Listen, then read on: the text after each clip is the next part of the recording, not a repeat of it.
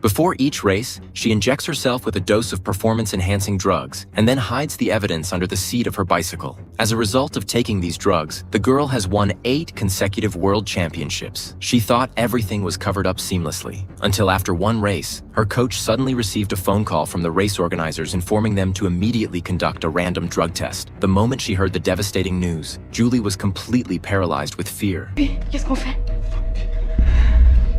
In a desperate attempt to save her career, she got down on the floor and started doing push-ups, hoping that the intense exercise would speed up her circulation. Meanwhile, her trainer ran out of the room and frantically pressed every floor button in the elevator to stall the officials. Nonetheless, Julie hesitated, syringe in hand, unable to inject herself until her trainer intervened just in time to help her finish. Time was running out. They must move quickly. When the elevator reaches the 8th floor, the trainer has Julie hop on the stationary bike and pedal as hard as she can to boost her metabolism while he frantically squeezes saline into her. Suddenly, there's a knock on the door. In a hurry, the coach pushes Julie into the bathroom and tells her to use the shower as a cover while she injects the rest of the saline. Their only hope was to dilute the concentration of the drug in her bloodstream in order to pass the test. The organizers were growing impatient and were about to break in when Julie finally stepped out of the shower looking very calm. Thanks to their quick response and contingency plans, Julie passed the blood test with flying colors. To avoid another close call, the coaches found a personal physician to better manage her doping regimen,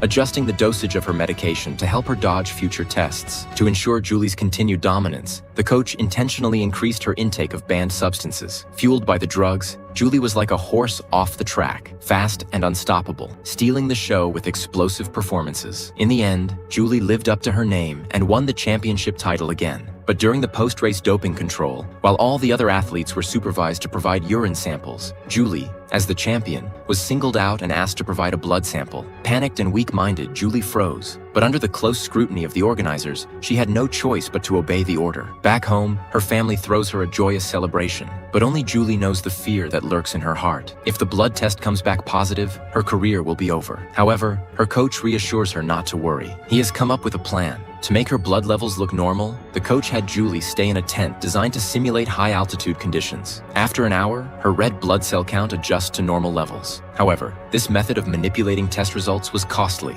$500,000. To protect her career, Julie agrees and manages to dodge another bullet. But just a few days later, as she was preparing for the World Cup, her trainer suddenly told her that their personal physician had been arrested for illegal drug sales. Worried that the police would track them down, Julie and her coach rushed to destroy all the evidence. Despite their efforts, the next day Julie finds herself at the center of a huge media storm. Faced with mounting public suspicion and relentless scrutiny, she suddenly doesn't know what to do.